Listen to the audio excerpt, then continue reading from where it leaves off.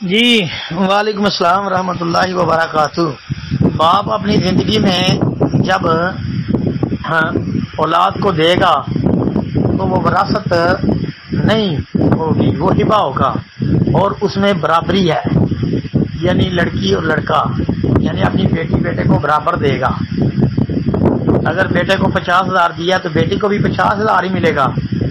اگر زندگی میں نہیں دیا تو باپ فوت ہو گیا ہے، اب جو اس کا چھوڑا ہوا مال ہے یعنی ترکہ، اس کی جو وراثت ہے وہ شرعی طریقے سے ہی تقسیم ہوگی، للذکر مثل حظ الانثیین کے تحت، یعنی جو فوت ہونے والے کے بیٹے اور بیٹیاں ہیں ان میں اس طرح تقسیم ہوگی۔ اگر بیٹے کو 1 لاکھ ملے گا تو بیٹی کو 50,000 ملے گا، جی پھر برابر نہیں ہوگا۔ السلام علیکم ورحمۃ اللہ وبرکاتہ۔